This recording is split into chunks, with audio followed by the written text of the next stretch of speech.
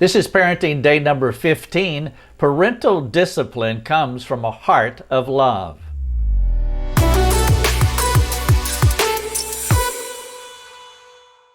Hello everyone, Rick Thomas here. We're doing some parenting devotions. This is the 15th one in the devotional series.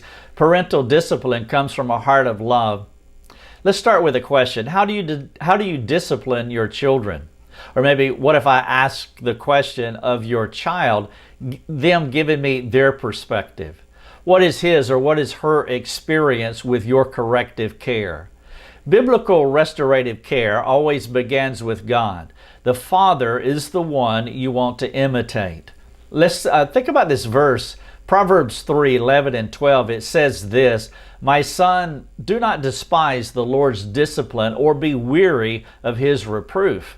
For the Lord reproves him whom he loves, as a father the son in whom he delights." Now in this text in Proverbs, you see that the Father disciplines from a heart of love.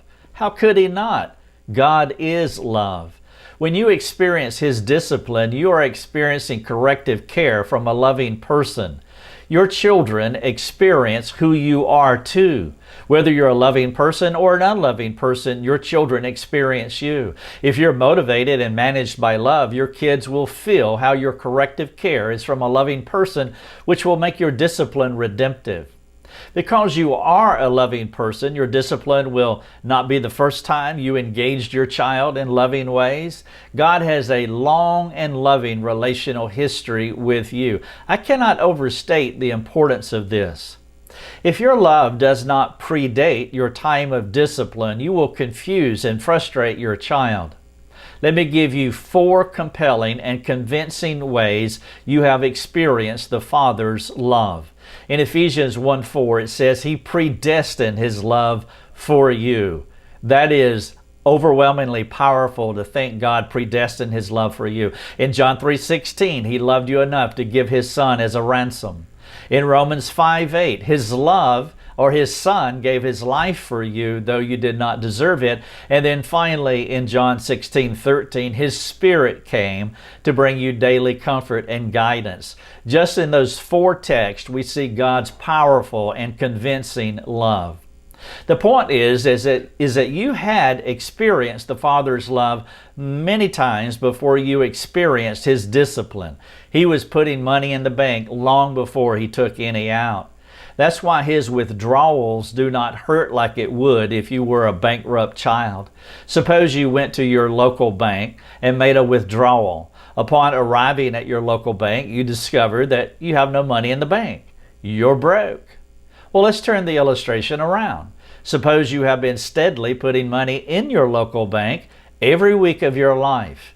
You then go to your bank to make a withdrawal, and even though you prefer not to take money out of the bank, you know it's possible, and when it's necessary, to pay a debt.